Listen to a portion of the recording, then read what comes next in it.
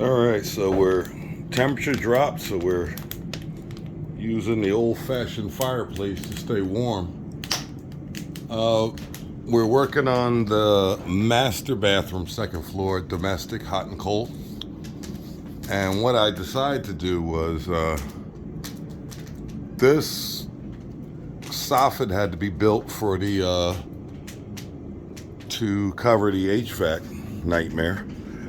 And I was kind of waiting for that because I wanted the framing to hang the pipe on, because if you remember previous videos, the risers are here. So I managed to sneak the risers in there out of the way. That's pretty good. Gonna have to plate this. Plate the plate. How you like that? Plate that. And then I knew once I was above that, I'm in the soffit or enclosure or whatever. Soffit is really what it is. And I knew I could put the domestic hot and cold water on top of that. So that's what I did. So I rose over there. I think I can go on the other side of this and at least get maybe one support on each pipe somehow. I don't know. That'll come out in a later video. If not, I'll catch it when I go back across just before inspection. I can grab, spots here and there and see what I can, make work.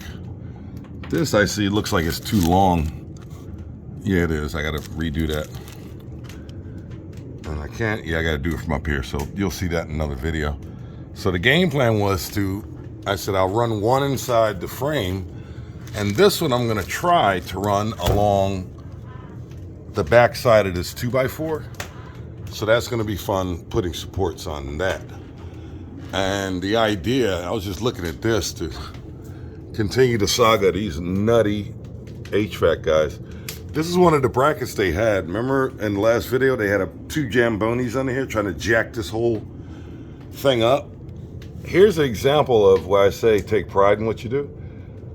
They didn't even use snips on this thing. It looks like they beat the hell out of it with a hammer and then moved it back and forth till it ripped out. Unbelievable. Here's another one. They just beat the heck out of it. And there you go. Typical mechanic, it doesn't work, so let's just beat it till it does, It's just a total nightmare.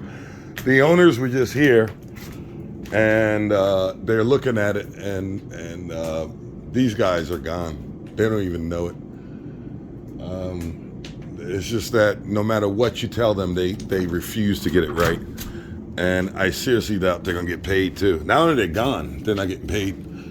And there's certain kind of clients that you don't want to get into a legal thing with, and this is one of them. The lawyers are on retainer, so there's no way. I've dealt with these people for a long time. Great people to work for. I have specs for this house. They were just asking me, I have a file on this property, rather, with about 4 to 5 drawings, isometric,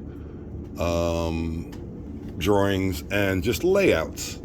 I might have 7. I'll put them later in a video, where I know where everything is, from DWV to domestic to fuel lines to vents, you name it. It's all in isometric and layout drawings.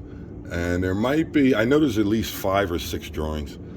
And that's what I go by. I go back and reference that, and how I derive at those is I sit down, rough it out, then I go back to my drawing table. It's nice to put a architect's design or drawing that you took in school to good use, and draw it, label it up, color it, make it nice, and you turn it over to the client when you're done. That goes into a file that we have and that they have, and they've been helpful 20, 30 years down the line. They go to make a change or do something with the property, and they have the drawing. So I can go in and go right to the spot I need to. So that's kind of important, guys. Do that. So I'll show you what we're trying to do.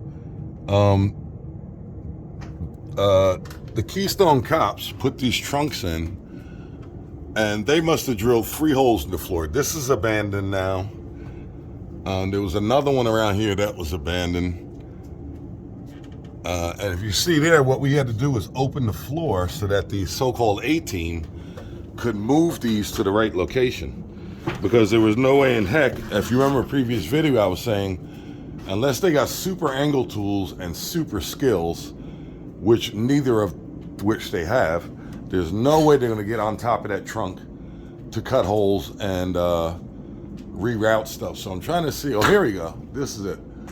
So there's one that they did that didn't work. It wound up in the path. I'll show you in this video. This is one that we thought up, we designed, and went to them and said, hey guys, here's where we want it. And they put it there. It's like, why didn't you do that in the first place? This is one that we did and they put it there. And you're like, why didn't you do that in the first place? You know, so make a long story short, I'm gonna show you here and then show you the other end of this. So you can see the domestic hole for the lavatory right here, that 1/2 inch coming out. And the idea is I want to bring it over through this hole and meet up to there. So that takes care of the domestic cold, and the hot's going to go the same way. So I want to sneak that through that hole. But I wanted to make this quick video to kind of show you what I was up to and what I was trying to do. And we do the famous walk up the stairs to the 2nd floor. Owners are enjoying the videos, from what I understand. They're getting a lot out of it. It's allowing them to make necessary adjustments. Nothing major. Nothing really outside of what we discussed from day one. Because like I said, they are engineers and they know what the heck they're doing. So this is the first one. They cut a hole in the floor, and as you see, this is the master bedroom. So there you go, nice window there. And big bedroom, man. This has got to be almost 15 wide and about 20, I'd say end to end. From there, it's a good 22 feet long. That's a huge bedroom. So they have a nice big closet here. Looks like about an 8-foot closet. Very nice setup. So this is their master bathroom. So this is the doorway.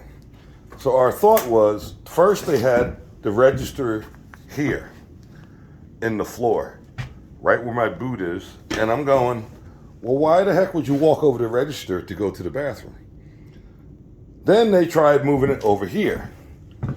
And I'm like, well, that's kind of better, but it's still in the functional area of the bathroom.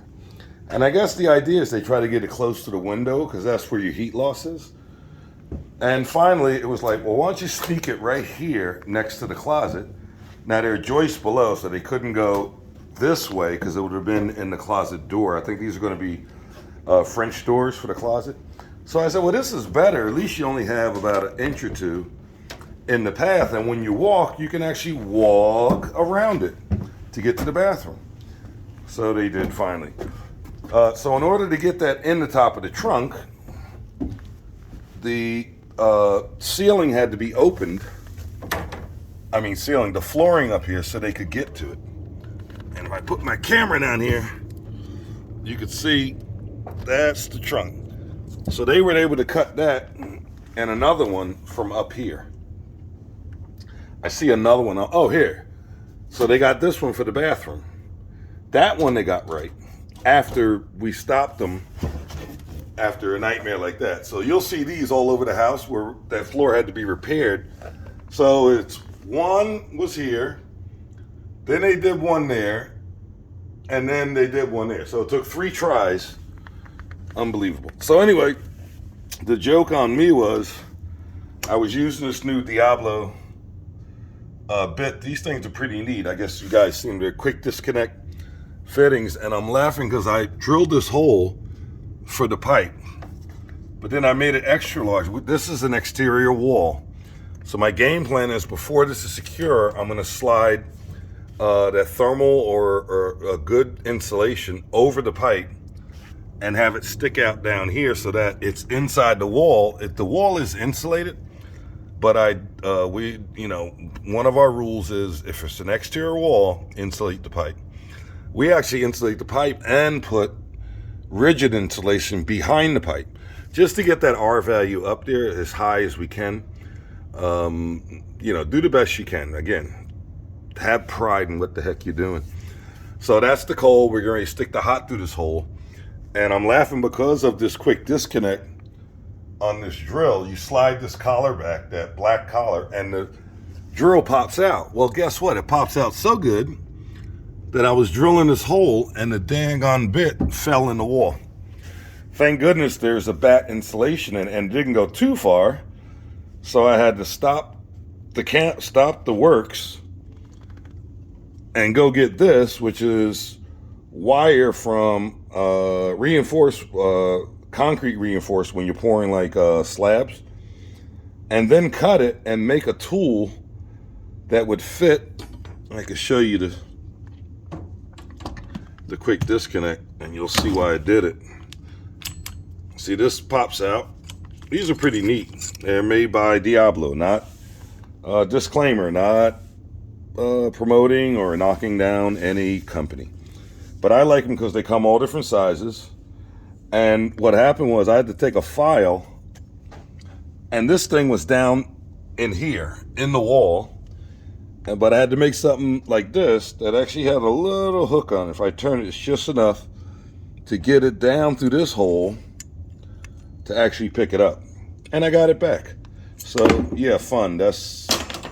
I laughed when it popped off and went in the wall. I said, yep, makes sense on this job. Yeah, who knows what's next. All right, just wanted to show you that. We'll see you on the next video. See ya.